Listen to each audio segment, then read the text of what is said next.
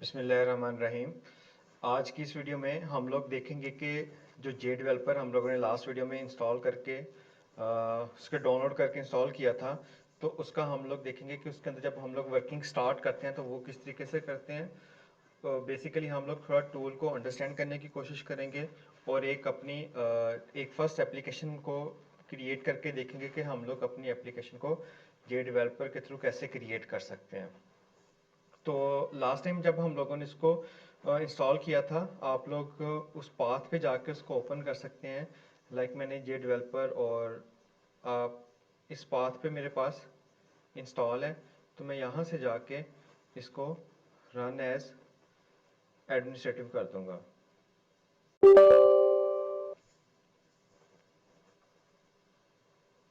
ये भी install start हो रहा है।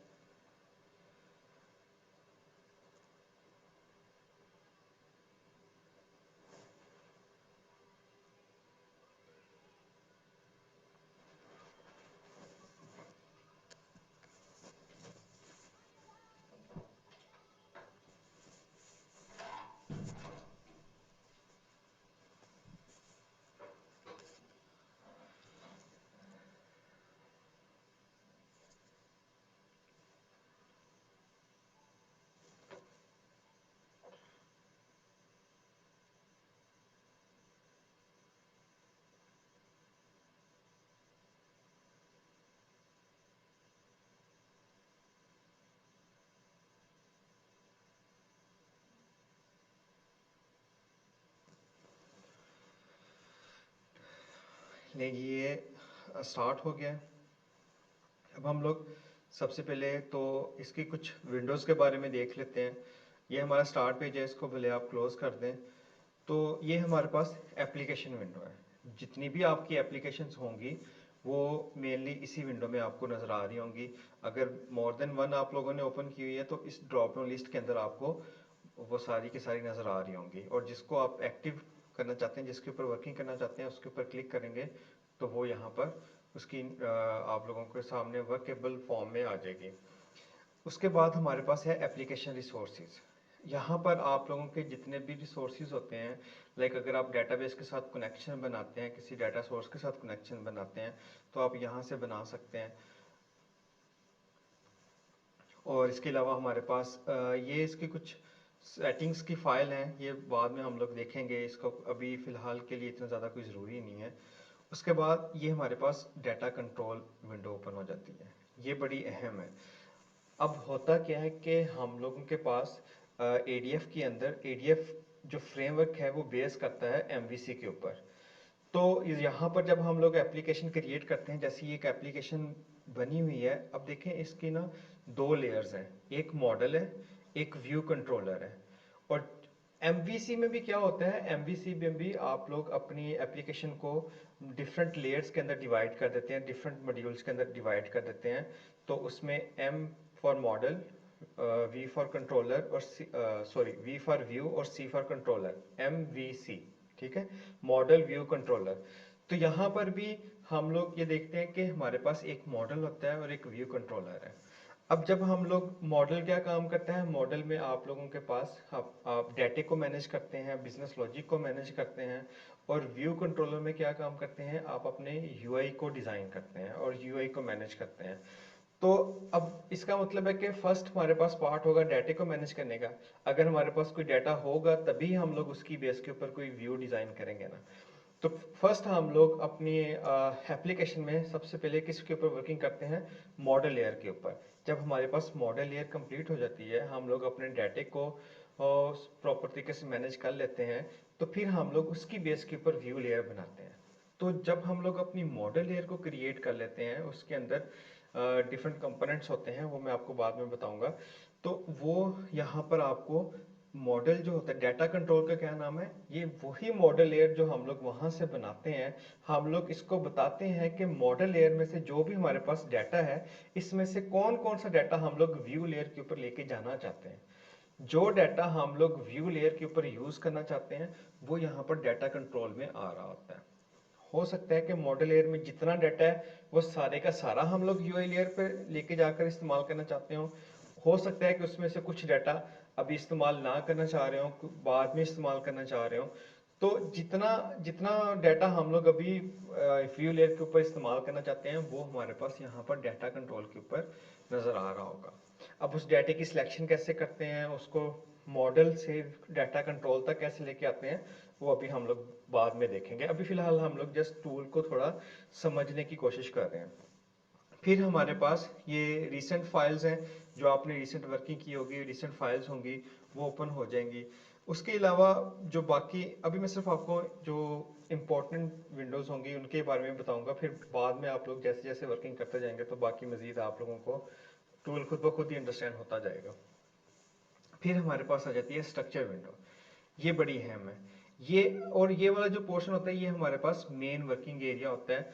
यहाँ पर हम लोग हमारा कोई भी पेज ओपन होगा तो यहाँ पर नज़र आ रहा होगा, ठीक है। तो जो जो हम लोग करंट जिस कंपोनेंट के ऊपर वर्किंग कर रहे होंगे, किसी भी कंपोनेंट के ऊपर, उसका जो कंप्लीट स्ट्रक्चर होगा वो हम लोगों को यहाँ पर नज़र आ रहा होगा। फॉर एग्जांपल मैंने अगर एक पेज को ओपन किया है, अब उस पेज का उस पेज के ऊपर मैंने सबसे पहले कोई एक कंपोनेंट को ड्रॉप किया है, फिर उस कंपोनेंट के ऊपर मैंने एक और कंपोनेंट को ड्रॉप किया है, तो ये एक हायरार्की बनती जाएगी, ठीक है। वो सारी का सारा जो स्ट्रक्चर होगा वो मुझे इस स्ट्रक्चर विंडो के अंदर नज़र आ रहा होगा, ठीक है। अब ये जैसा कि ये एप्लीकेशन बनी हुई है, ठीक है। अब इस एप्लीकेशन के ऊपर मैं क्या काम करता हूँ, मैं एक JSF पेज बना लेता हूँ। अब ये JSF पेज क्या होता है, ये सारी डिटेल हम लोग बाद में देखेंगे। अभी फिलहाल के लिए हम लोग जस्ट टूल को अंडरस्टैंड करने की कोशिश करते हैं कि इसकी डिफरेंट विंडोज़ का क्या क्या पर्पज़ है। तो मैं यहाँ पर राइट व्यू कंट्रोलर के ऊपर राइट क्लिक करता हूँ, न्यू पे जाता हूँ, यहाँ पर एक पेज को क्लिक करके यहाँ पर मैं इसका नाम लिख देता हूँ, कोई भी नाम आप लिख सकते हैं जो मीनिंगफुल हो, और इसको मैं कर देता हूँ क्रिएट।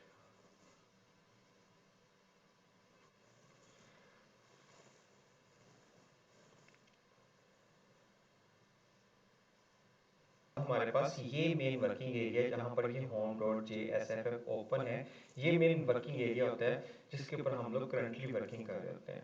और जो यहाँ पर कंपोनेंट सेलेक्ट होगा वही कंपोनेंट का स्ट्रक्चर हम लोगों को यहाँ पर नजर आ रहा होगा स्ट्रक्चर विंडो के ऊपर, ठीक हो गया। लाइक अब देखिए ये पेज है और मैं इस कंपोनेंट के ऊपर, अब देखिए ये प्रॉपर्टीज विंडो के ऊपर कुछ नजर नहीं आ रहा, तो अब मैं फर्ज करें कि इस पेज के ऊपर कुछ कंपोनेंट्स को ड्रॉप करता हूँ, फिर आपको समझने में थोड़ी आसानी होगी। मैं यहाँ पर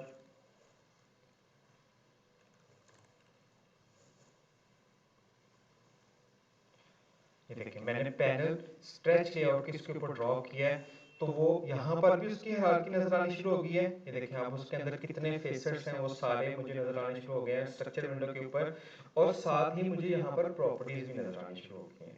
अब अभी ये प्रॉपर्टीज किस चीज की नजर आ रही हैं, जो सिलेक्टेड कंपोनेंट होगा। फॉर एग्जांपल मैं इसके ऊपर एक बटन ड्रॉ करता हूँ, कंपोनेंट में गया, कंपोनेंट पैलेट के अंदर, और यहाँ पर मैं बटन को सर्च करता हूँ और बटन को ड्रॉप कर दिया। अब देखें मैंने यहाँ पर बटन को जैसे ही ड्रॉप किया है तो मेरे पास अब उस बटन की प्रॉपर्टीज नजर आनी शुरू हो गई हैं। अगर मैं दोबारा उस पेज को सिलेक्ट करूंगा तो दोबारा से मुझे मेरे पास उस पेज की प्रॉपर्टीज आनी शुरू हो जाएंगी। तो जो कंपोनेंट करंटली सिलेक्टेड होगा उसकी ही प्रॉपर्टीज नजर आएंगी, और स्ट्रक्चर विंडो में हमारे पास जो करंट यहाँ पर पेज ओपन होगा उसका कंप्लीट स्ट्रक्चर हम लोगों के पास नजर आ रहा होगा। हम लोग यहाँ से भी उस चीज को सिलेक्ट कर सकते हैं, किसी एक फेसेट को, जो भी कंपोनेंट हम लोग यहाँ पर जिसके ऊपर करंट एक्टिव करना चाहते हैं, उसके ऊपर वर्किंग करना चाहते हैं, तो वो हम लोग कर सकते हैं। उसके अलावा लॉग फाइल के ऊपर हमारे पास जितनी भी कंपाइल टाइम के ऊपर एरर्स आ रहे होते हैं वो सारे के सारे यहाँ पर आते हैं। सर्वर का स्टेटस हम लोगों के पास यहाँ पर आता है, ठीक है। तो ये थी इसमें मेन मेन विंडोज थी। अब हम लोग इंशाल्लाह नेक्स्ट वीडियो में अपनी एक प्रॉपर फर्स्ट एप्लीकेशन को बनाएंगे, फिर उसको रन करेंगे और उसको टेस्ट करेंगे, तो फिर हम लोग देखेंगे कि उसका क्या वर्किंग बिहेवियर है और यहाँ पर हम लोगों को कैसे मैसेजेस आते हैं और किस तरीके से हम लोग इन विंडोज़ को बेहतर तरीके से इस्तेमाल कर सकते हैं, ठीक है। अभी के लिए बस यही कि हमारे पास एक एप्लीकेशन विंडो है जहाँ पर जो करंट एक्टिव एप्लीकेशन होगी वो नजर आ रही होगी। एप्लीकेशन रिसोर्सेज में हम लोग हमारे पास डिफरेंट रिसोर्सेज के फोल्डर्स आ रहे होते हैं, हम लोग यहाँ पर कनेक्शन को क्रिएट करते हैं, फिर हमारे पास डाटा कंट्रोल होता है जो कि हम लोग व्यू लेयर के ऊपर इस्तेमाल करना चाहते हैं अपनी मॉडल लेयर से, वो डाटा यहाँ पर अवेलेबल होता है। और फिर हम लोग अच्छा, जो चीज़ हम लोग व्यू लेयर पर इस्तेमाल कर सकते हैं वो सिर्फ और सिर्फ डाटा कंट्रोल में ही होगी। हो सकता है मॉडल लेयर में ज़्यादा डाटा हो, तो हम लोग डाटा कंट्रोल के ऊपर थोड़ा कम डाटा लेके आएँ और उसको व्यू लेयर के ऊपर इस्तेमाल कर लें। फिर रिसेंट फाइल्स वाला है, फिर स्ट्रक्चर विंडो है, और फिर हमारे पास प्रॉपर्टीज़ होती हैं और कंपोनेंट पैलेट है। तो ये कुछ और लो विंडो है। तो ये कुछ मेन मेन इसके हैं फीचर्स। तो अभी हम लोग जब साथ साथ वर्किंग करते जाएंगे तो आपको मज़ीद समझ आ जाएगी। बाकी जो ऊपर आपको नज़र आ रहे हैं ये भी मतलब वही चीज़ें हैं फाइल के अंदर। हम लोग जो नॉर्मल, जैसे हम लोग कोई भी एप्लीकेशन यूज़ करते हैं, एम एस वर्ड हो गया, एम एस एक्सेल हो गया, तो उसके अंदर जो हम लोग नई एप्लीकेशन बनाना चाहते हैं, कोई रिसेंटली ओपन करना चाहते हैं, क्लोज करना चाहते हैं, तो ये सारी चीज़ें वो हैं। एडिट करना चाहते हैं, या हम लोग व्यू के अंदर हमारे पास डिफरेंट कोई टूल बार्स हम लोग शो करवाना चाह रहे हैं, एप्लीकेशन के अंदर भी हम लोग नई एप्लीकेशन बनाना चाह रहे हैं, ओपन करना चाह रहे हैं, रीओपन करना चाह रहे हैं, तो ये वही सब सारे नॉर्मल रूटीन के मेन्यूज़ हैं। कोई इनमें ज़्यादा डिफरेंस नहीं है। आप लोग खुद से भी इसको एक्सप्लोर करेंगे तो आप लोगों को बड़ी आसानी की सारी चीज़ें समझ आ जाएंगी।